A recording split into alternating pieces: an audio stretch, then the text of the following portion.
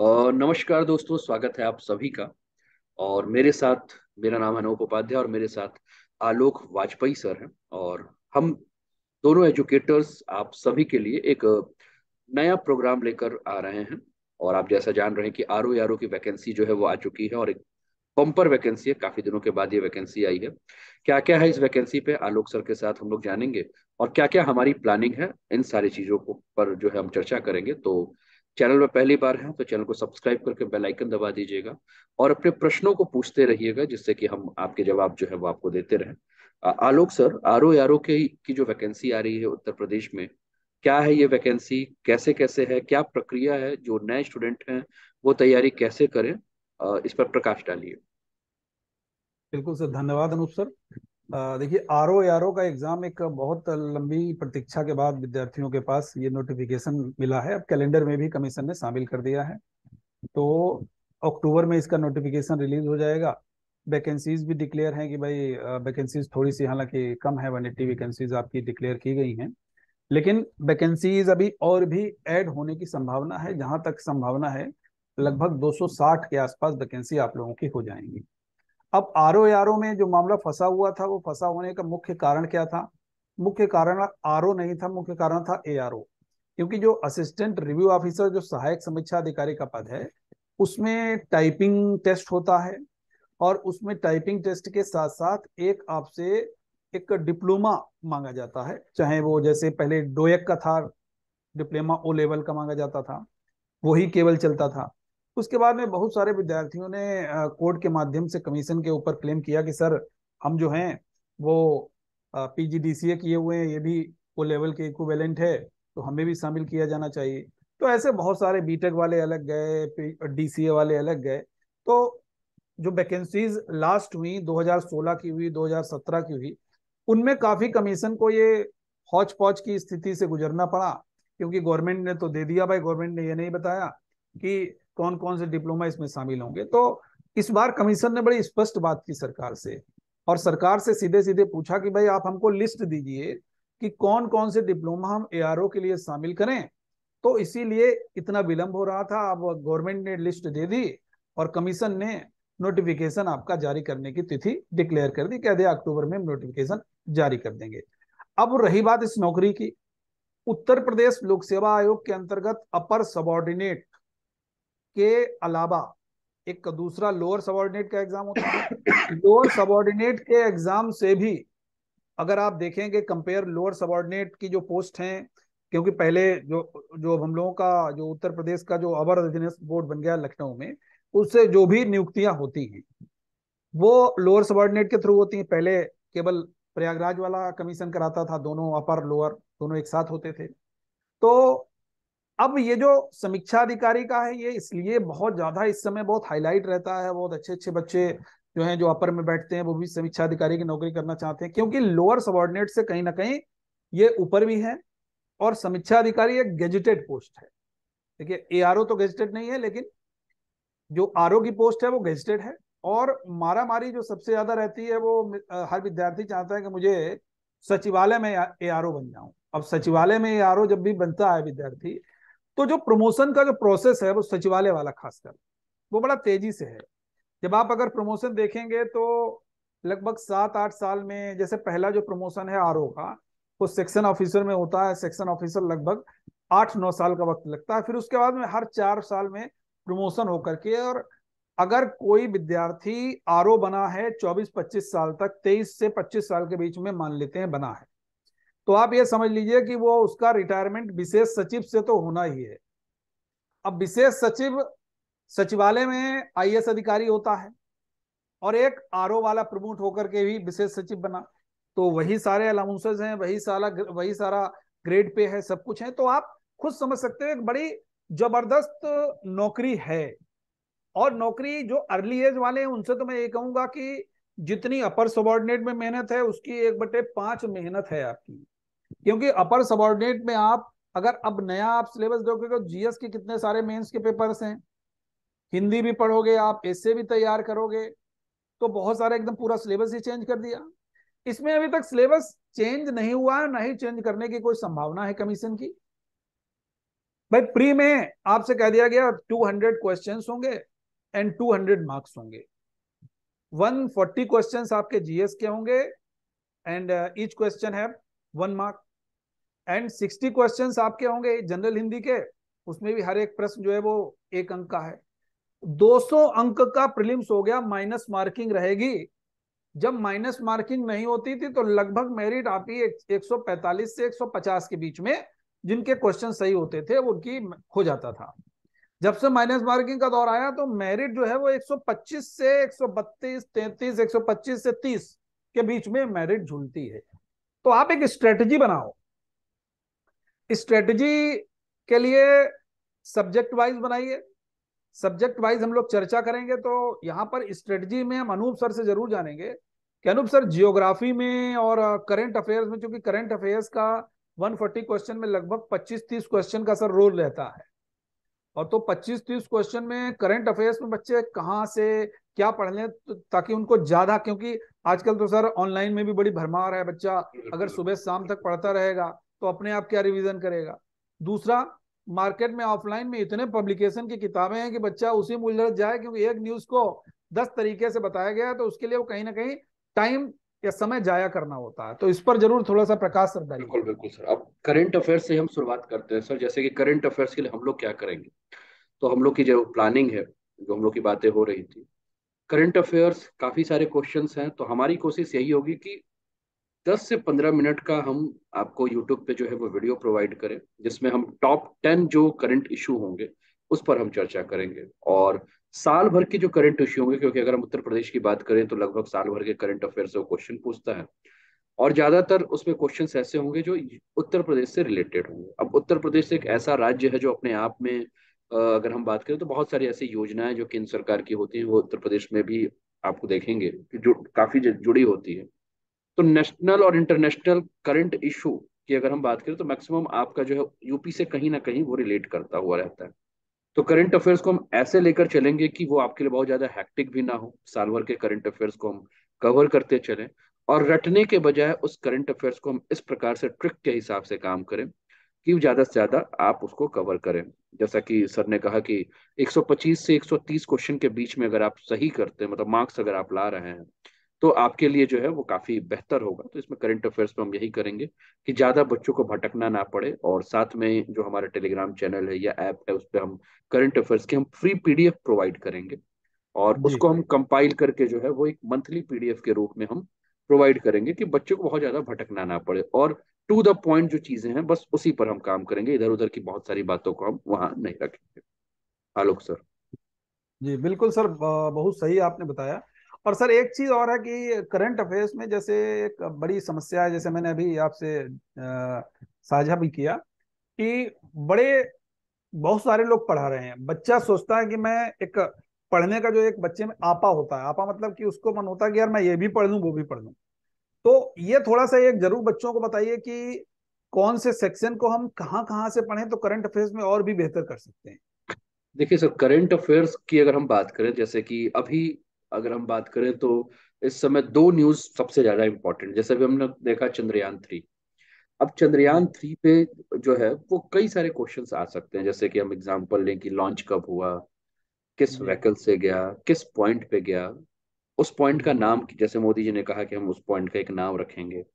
जहां पिछला चंद्रयान 2 हमारा फेल हुआ तो उसके लिए हमने क्या नाम रखा। तो ये अब देखिए, ये सारा का सारा टॉपिक चंद्रयान 3 ही है, लेकिन उसके इर्द गिर्द अगर हम बात करें तो यहाँ 25 से 30 क्वेश्चन बन गए।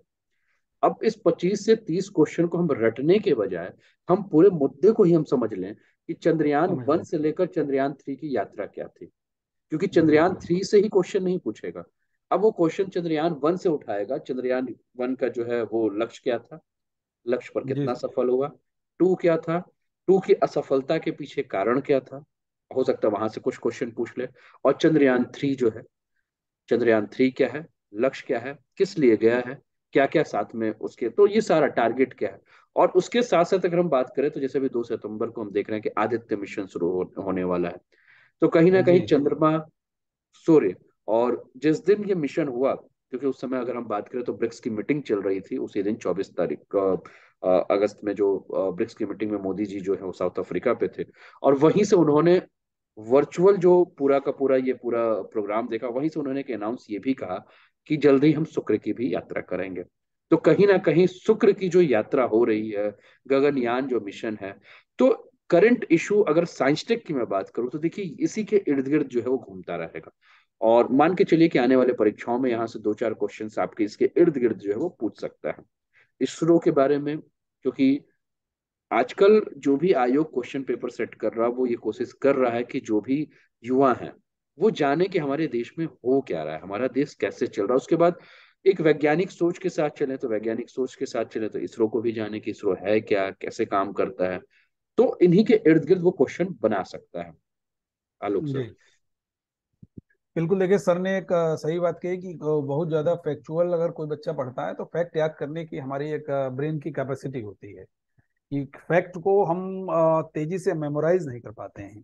और अगर कोई मुद्दे को आप पढ़ते हो तो मुद्दे के माध्यम से हम बहुत सारी चीजें जो हैं वो एनालाइज करते हैं। फॉर एग्जांपल जैसे चंद्रयान का सर ने एग्जांपल दिया, तो चंद्रयान को आपने जोड़ देना है, फर्स्ट सेकंड थर्ड आपका जुड़ गया। चंद्रयान की इससे पहले कौन कौन से देशों ने यात्रा की है, इस बार थर्ड क्यों इंपॉर्टेंट था, भाई साउथ पोल पे गया, पहला कंट्री है, अभी तक साउथ पोल को कोई पहुंचा नहीं है। फिर उसके साथ जैसे चंद्रयान थर्ड खत्म हुआ, सुगबुगाहट हो गई, अब हम सूर्य पर पहुंचेंगे, आदित्य मिशन 2 सितंबर से। तो कहीं ना कहीं जब आप पढ़ते हो तो पढ़ने के दौरान आप जब चीजें एक दूसरे से लिंक हो रही हैं तो आपके पास कंटेंट खुद ब खुद कहेगा कि यार मैं आ गया हूं, मुझे ग्रहण करो। तो बिल्कुल ये चीज आपके सामने आएगी। तो यही अनूप सर का कहना है कि आप सभी लोग एक मुद्दे को लेकर के करंट को एक थॉरो तरीके से पढ़ेंगे तो बिल्कुल निश्चित रूप से आप अच्छा गेन करेंगे और करंट अफेयर्स में शायद ही कोई क्वेश्चन आपका हम लोगों की बिल्कुल क्लास से सही बाहर बात। जाए। बिल्कुल ठीक बिल्कुल। है। दूसरी चीज सर, जियोग्राफी में चूंकि जियोग्राफी में भी अच्छा वेटेज है आर ओ के एग्जाम में। और जियोग्राफी में जितना मैंने एनालाइज किया तो इंडिया के कंटेक्स्ट में पॉलिटिकल एंड फिजिकल दोनों पार्ट पर बड़ा फोकस करता है, बिल्कुल बहुत खासकर क्वेश्चन। फिजिकल पार्ट पर बहुत फोकस करता है।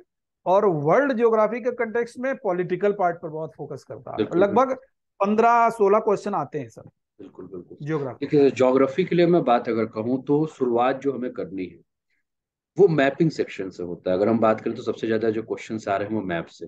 जिस स्टूडेंट ने मैप को समझ लिया, मैप को समझने का मतलब है कि जिस स्टूडेंट ने समझ लिया कि पृथ्वी पर कौन कहाँ है, तो वहां से अगर उसकी शुरुआत हो, जैसे कि पॉलिटिकल की बात करें तो नॉर्मली जो आर ओ आर के क्वेश्चंस में आता है वो यही आता है कि कौन सी देश की सीमा जो है किसके साथ लगी है, कौन सा सागर है, या कौन सी नदियां कहाँ हैं, पर्वत कहाँ हैं, पठार कहाँ हैं, अगर कोई ज्वालामुखी विस्फोट अगर हाल फिलहाल में हुई है तो वो कहाँ हुई है। तो इस टाइप से क्वेश्चंस जो है वो ज्यादा से ज्यादा पूछता है। क्योंकि ये जो एग्जाम है, इस एग्जाम में अगर हम बात करें तो ये एग्जाम डिस्क्रिप्टिव नहीं है, यानी कि लिखित परीक्षा इसमें जीएस की नहीं है, ऑब्जेक्टिव है। तो ज्यादातर वो डेटा वाले क्वेश्चंस होते हैं, फैक्ट वाले क्वेश्चंस होते हैं। लेकिन फैक्ट के बहुत सारी चीजों को रटने अगर लगेंगे तो वही चीज जो अभी हम लोगों ने करंट अफेयर्स में बात किया कि हमारी ब्रेन की एक कैपेसिटी है, तो उन चीज को हम मेमोराइज करें, पिक्चर के थ्रू मेमोराइज करें। जैसे अगर हम वर्ल्ड के मैप देख रहे हैं और वर्ल्ड के मैप, जैसे कि मान लीजिए कि अभी अगर क्वेश्चन पूछे कि अभी ब्रिक्स की मीटिंग कहाँ हुई, तो हमें पता होना चाहिए कि साउथ अफ्रीका है कहाँ। और साउथ अफ्रीका हम जा रहे हैं तो ब्रिक्स की मीटिंग हुई किस जगह पे थी। अगर उस जगह चले जाएं तो क्या वहां कोई पर्वत है, कोई पठार है, कोई नदी है ना। ये सारी चीजें हमें जानना है। अब जब साउथ अफ्रीका हम जा रहे हैं तो साउथ अफ्रीका के हम आसपास जितने भी आपके देश हैं उनके बारे में भी हम जाने। हम ये भी जाने कि क्या अगर ये अफ्रीका है तो क्या अफ्रीका से क्या कोई कुछ, अगर हम फिजिकल की अगर हम बात करें तो क्या कोई भी अक्षांशीय रेखा वहां से पार हो रही है, जैसे कि मकर रेखा, क्या वहां से पार हो रही है कि नहीं हो रही है, अगर पार हो रही है तो किन किन देशों से होकर पार हो रही है, क्या वहां से कोई ऐसी नदी है जो कि उस रेखाओं से, मतलब इस चीज को हमें समझना होगा, हमें जानना होगा। तो जब हम उसी के इर्द गिर्द इस चीज को मेमोराइज करेंगे, पिक्चराइज करेंगे तो हमारे लिए आसान हो जाएगा। अब जैसे हमने वर्ल्ड ज्योग्राफी की बात करी, सेम अगर हम इंडिया पे आ जाए तो नॉर्मली जो मैक्सिमम क्वेश्चन आते हैं इंडिया से, इंडियन ज्योग्राफी से, वो जैसे पॉलिटिकल, तो पॉलिटिकल में भारत की जो सीमाएं हैं किन किन देशों से लगती हैं, सबसे बड़ी सीमा किसके साथ, सबसे छोटी सीमा किसके साथ, या सीमा विवाद का अगर कोई अभी हाल फिलहाल में मुद्दा चल रहा है तो उस पर हम लेकर चलेंगे। श्रीलंका के साथ अगर किसी द्वीप को लेकर विवाद चल रहा है तो वो द्वीप है कहाँ, कौन सी खाड़ी वहां पास में है। इंटरनल अगर हम बात करें तो रिवर सिस्टम, नदी प्रणाली पर प्रश्न आ जाते हैं। पर्वतों पे आ जी जाएंगे, पठारों पे आ जाएंगे, दर्रों पे प्रश्न आ जाएंगे।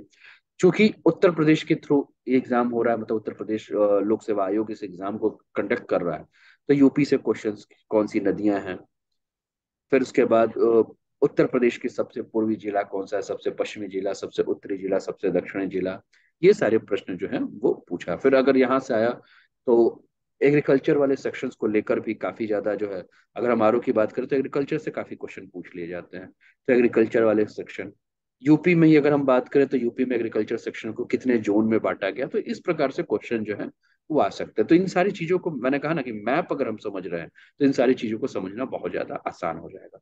बिना मैप ज्योग्राफी हार्ड लगने लगेगा। जहां हम मैपिंग पे कमांड कर रहे हैं तो फिर ज्योग्राफी हमारे लिए आसान हो जाएगा। आलोक सर। बिल्कुल। देखिए अनूप सर ने बताया ना, जैसे जियोग्राफी की जो आत्मा है वो मैप है, मानचित्र है। और जब भी मानचित्र पढ़ते हो, देखते हो, तो सबसे पहले तो यार मानचित्र, मैं यही कहूंगा कि जब आप मानचित्र में जैसे शुरुआत करते हो, तो मानचित्र में आप एक बार देखिए और देख करके लोकेशन ब्लैंक मानचित्र में भरिए, फिर बगैर देखे भरिए कम से कम। और कॉन्टिनेंट वाइज भरिए, पहले तो इंडिया का भरिए, फिर उसके बाद में कॉन्टिनेंट वाइज भरिए। तो आपको पॉलिटिकल तो ऐसे कंठस्थ हो जाएगा, किसका किसके साथ में शेयर हो रहा है बॉर्डर, किसका नहीं शेयर हो रहा है, कौन सा लैंड लॉक्ड स्टेट है इंडिया में, कौन सा लैंड लॉक्ड नहीं है, वर्ल्ड में कौन सी लैंड लॉक्ड कंट्रीज है नहीं है। दूसरी बात अनूप सर ने एक बहुत बढ़िया बताई, वो ये बताइए आप लोगों को कि करंट अफेयर्स पढ़ रहे हो, मोदी जी ब्रिक्स पहुंचे, जोहानेसबर्ग पहुंचे, जोहानेसबर्ग से ग्रीस पहुंचे, ग्रीस से सीधे बेंगलुरु इसरो चले गए, दिल्ली नहीं गए। उन्होंने कहा हम जरूर ब्रिक्स में थे लेकिन मन हमारा जो है वो इसरो में लगा था, आप लोगों से मिलने के लिए हम बड़े आतुर हो रहे थे। वो ब्रिक्स में गए, जो इसरो में गए थे, तो उन्होंने अपनी स्पीच में कहा। तो अब देखो, पेपर सेट करने वाला बड़ा चालाक है, बड़ा होशियार है। वो क्या कर रहा है, वो कह रहा है कि यार मोदी जी साउथ अफ्रीका गए, जोहानेसबर्ग गए, तो क्वेश्चन बना दिया उसने, फॉर एग्जांपल एक क्वेश्चन बना दिया, वर्ल्ड में ऐसा कौन सा कंट्री है जिस कंट्री के अंदर दो और कंट्री है। तो बन गया आपका South Africa, Lesotho and Swaziland. South Africa country के अंदर दो कंट्री है, लेसोथो एंड स्वाजीलैंड। ऐसे ही वहां पर, जैसे अनूप सर ने बताया कि कोई नदी है या कोई हमारी मकर रेखा गई है। अब जैसे जब आप देखोगे तो नीचे की तरफ हमारी लिम्पोपो नदी है, दो बार ट्रॉपिक ऑफ कैप्रिकॉर्न को काट रही है, मकर रेखा को। तो ऐसे क्वेश्चन है, कोई वाटरफॉल है वहां पर, उससे क्वेश्चन आ सकता है, कोई नदी है उससे क्वेश्चन आ सकता है, या कोई हो सकता है स्पेसिफिक वहां पर कोई वाइल्ड लाइफ सेंचुरी है, कोई नेशनल पार्क है। जैसे विश्व का सबसे बड़ा चिड़ियाघर है क्रूगर नेशनल पार्क, वो भी साउथ अफ्रीका में आता है। तो आपको जो तैयारी करनी पड़ेगी वो दोनों लेवल पर करनी पड़ेगी। पहला लेवल है आपका, वो है आपका एक फैक्चुअल वाला, और दूसरा लेवल है आपका, वो है आपका कंसेप्चुअल वाला। जब दोनों को जोड़ करके पढ़ोगे तो, अब चूंकि यूपी पीसीएस की डिमांड हो गई है, दोनों में आप महारत हो। अगर आप यूपी पीसीएस के रिसेंट पेपर देखो, 2022 वाला पीसीएस देखिए, 23 वाला देखिएगा, 21 वाला देखिए, तो आप देखोगे पेपर में इतना ज्यादा सडनली चेंज किया है कि हमको दिख रहा है यार कि ये तो बिल्कुल यूपीएससी वाला पैटर्न पे आ गया। तो आपको इन सब बातों को बड़ा फॉलो करना है। तो देखिए हम हैं, अनूप सर हैं, दोनों लोग मिलकर के आप लोगों के लिए एक बहुत बेहतर कंटेंट, मतलब ऐसा कंटेंट जो आपका एग्जाम में फंसेगा। चाहे सर हिस्ट्री की बात हो, चाहे जियोग्राफी की बात हो, चाहे वो इंडियन पॉलिटी की बात हो, या वो इन्वायरमेंट की, जैसे इन्वायरमेंट सर बहुत बढ़िया पढ़ा रहे हैं, तो इन्वायरमेंट की बात हो, इकोलॉजी की बात हो, वहां से क्वेश्चन आते हैं। साइंस टेक, साइंस में एक पार्ट लगा है टेक, टेक में भी आपके जो क्वेश्चंस बन रहे हैं वो हमेशा जो करंट टेक्नोलॉजी होता है। अब वैसे क्वेश्चंस नहीं आ रहे, who is the father of email, who is the father of internet, who is the father of mobile phone, is the father of voice mail. अब ऐसे क्वेश्चंस पता होने चाहिए, ये नहीं मैं कह रहा, लेकिन जो नई टेक्निक आई है उससे रिलेटेड आपके क्वेश्चंस जरूर पता होना चाहिए। जी अनूप सर। जी। और सर सबसे बड़ा सेगमेंट हिंदी, हिंदी हिंदी का, को हाँ लेकर हम बिल्कुल। लोग की क्या रणनीति रहेगी सर, क्योंकि 60 बिल्कुल क्वेश्चन है सर, ना। देखिए हिंदी में 60 क्वेश्चन है। और मेरे खुद 60 में 60 आए हैं, मेंस में भी मेरे 60 में 60 आए हैं, क्योंकि मेंस में 30 ही क्वेश्चन होते हैं ऑब्जेक्टिव वाले, और 2 नंबर का एक होता है, तो 2 अंक का एक होता है, तो 60 में 60 वहां भी रहे और 58 मेरे यहाँ भी आए हैं प्री में। तो अपनी जो पढ़ाने का जो तरीका है, जैसे जो बच्चे सबसे ज्यादा फियर फैक्टर वाले टॉपिक्स हैं हिंदी में, विशेषण विशेष से बच्चा बहुत डरता है। दूसरा फियर वाला टॉपिक है वर्तनीय शुद्धियां और वाक्य शुद्धियां। अब जैसे वर्तनीय शुद्धियां में किसी से कहा जाए हिरण्य कश्यप कैसे लिखा जाता है, तो बच्चा लिख देगा हिरण्य कश्यप, दूसरा लिख देगा बच्चा हिरण्या कश्यप। दोनों गलत हैं, क्योंकि वर्तनी रूप में लिखा जाता है हिरण्य कशिपु। अब हम लोग हिरण्य कशिप थोड़े लिखते हैं। तो ऐसा मत सोचो जो अखबार में लिखा है, जो किताब में लिखा है वो सही सब लिखा है। जो आपकी वर्तनी शुद्धियां हैं वो वैदिक हिंदी में प्रयोग होती है ज्यादातर, या संस्कृत में प्रयोग होती है, तो याद रखना है। तो हिरण्यकशिपु है। अब जैसे एक और टॉपिक है, एक और टॉपिक है जैसे तद्भव और तत्सम। तो तद्भव और तत्सम हम लोग जितने आम बोलचाल की भाषा में शब्द बोलते हैं दिनचर्या में, मम्मी पापा भाई बहन थाली लोटा ग्लास कपड़ा जूता चप्पल, सब ये सब के सब तद्भव हैं, ऐसे पहचानोगे। तत्सम क्या है? तत्सम शब्द हमको कहाँ दिखेंगे? रामायण में जो बोले गए हैं, महाभारत में जो बोले गए हैं, ऐसे शब्द जिसमें संस्कृत का थोड़ा सा अंश दिखे वो तत्सम है। बहन का तत्सम भगिनी, हमारे जीजा जी क्या कहलाते हैं? बहनोई। तो बहनोई का तत्सम क्या हो गया? भगिनी पति। समझते जाइएगा, है पूरा एकदम बड़ा एनालिटिकल है। तो हमारी पूरी कोशिश रहेगी हिंदी में 60 में 60 आप लाओ। एक एक क्वेश्चन फंसाऊंगा मैं, क्योंकि मैं 4-5 किताबें मैं एकदम यहां पे बता दूं आपको।